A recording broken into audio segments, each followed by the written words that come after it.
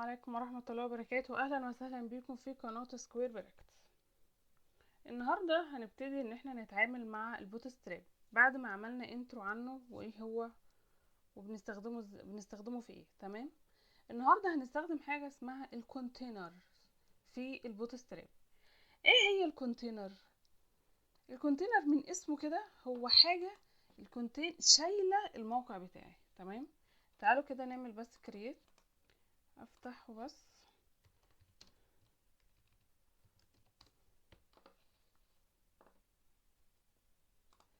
هنعمل index.html. تمام.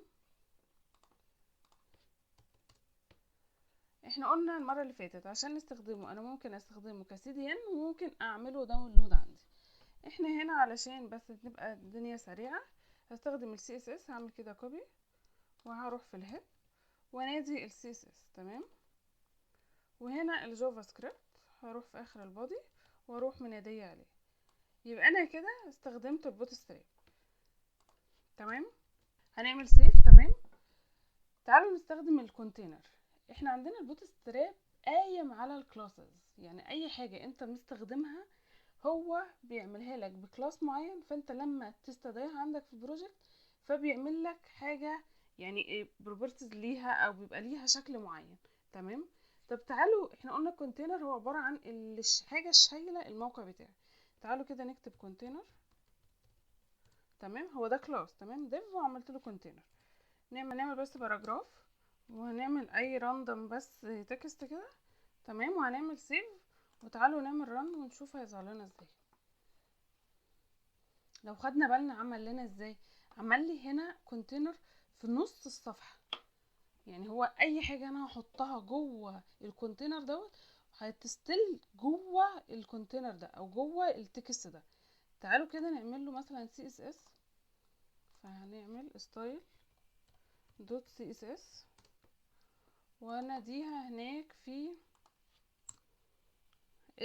index.html. في حاجه هنا كمان، احنا هنا عندنا CSS بتاعت البوت ستراب CSS بتاعنا. احط انهي الاول؟ علشان طبعا ترتيب CSS بيبقى مهم جدا علشان الفايل اخر فايل هو ده بيبقى اوفررايد على اي حاجه قبليه. تمام. فاحنا عايزين ان الستايل بتاعنا هو دوت اللي بقى اوفررايد علينا. فهقول له لينك CSS. تمام. وهنادي على الستايل دوت CSS. تمام. هو كده. وهنيجي هنا وهقول له كونتينر، هقول له باك جراوند كولر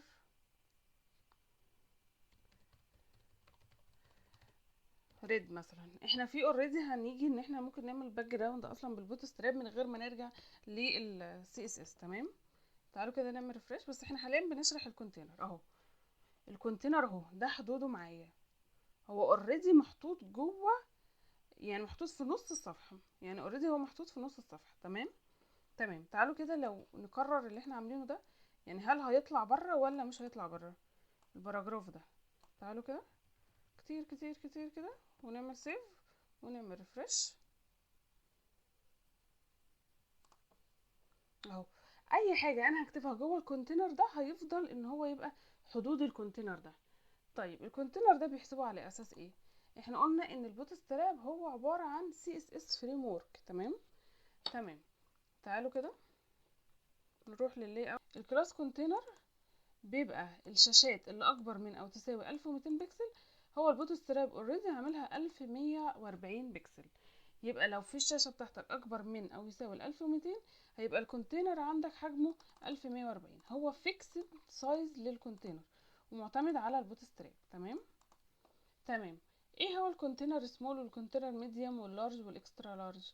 تمام. الكونتينر سمول معناها ان هي لغاية السمول هيفضل الفيكسد سايز بتاعنا، واللي بعديها الاصغر منها عامة هيبقى 100%. طب الميديوم هيوصل لغاية برضو الميديوم اهو كده، واللي بعديها هيبقى 100%، وهكذا اللارج والاكسترا لارج. تمام.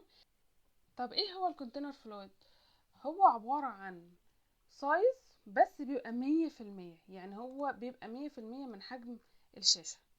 تمام كده. تعالوا كده نعمل الكونتينر دي تبقى كونتينر فلويد. تعالوا نعمل ريفرش ونشوف هيعمل لنا ازاي. بصوا احنا لو خدنا بالنا عامله ازاي، مشي على حجم الشاشه كله، يعني ما بقاش فيكس السايز، لا هو 100% ايا كان حجم الشاشه اللي هتظهر قدامه هو واخدها 100%. طبعا احنا هنا ما عملتش ليه الباك جراوند كولر، عشان احنا هنا قايلين له ان الكلاس اللي اسمه كونتينر، واحنا غيرنا اسم الكلاس، فهنروح هنا ونروح عاملين له، نغيره للفلويد.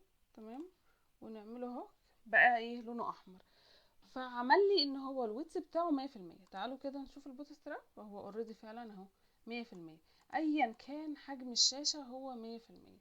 يبقى احنا كده عندنا، يا اما لو عايزين الموقع بتاعنا يبقى سنترد في نص الشاشة فهنستخدم الكونتينر. تمام، لو عايزينه يبقى هو بحجم الشاشة كله هنستخدم الكونتينر فلويد. تمام.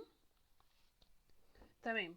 السمول والميديوم واللارج والاكسترا لارج ده برضو على حسب حجم الشاشة، يعني احنا لو عايزين الشاشة لغاية السمول واللي بعدها الأصغر منها يبقى 100%، هنستخدم الكونتينر داش سمول.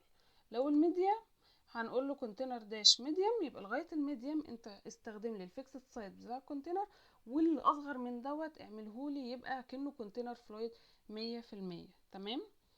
واحنا عندنا اصلا الشاشات في البوت ستراب متقسمه لخمس شاشات: الشاشه الاكسترا لارج اللي هي الاكبر من او اصغر من 1200 بكسل، او اللارج اللي هي الاكبر من او اصغر من 992 بكسل، او الميديوم اللي هي اكبر من او اصغر من 768 بكسل، والسمول اللي هي الاكبر من او اصغر من 576 بكسل، والاكسترا سمول اللي هي الاصغر من 576 بكسل. تمام. تمام. وبكده يبقى الفيديو معانا خلص، ويا رب يكون المعلومة وصلت، وعرفنا ايه الفرق بين الكونتينر والكونتينر فلويد، وان احنا بنستخدمهم امتى. تمام. وبين الكونتينر سمول والميديوم واللارج والاكسترا لارج. تمام. لو الفيديو عجبكم اعملوا له لايك علشان يوصل لاكبر عدد ممكن، واعملوا سبسكرايب للقناة، او لو في اي حد عنده كومنتس ممكن يكتبها لي تحت وانا هرد عليها ان شاء الله. والسلام عليكم ورحمة الله وبركاته.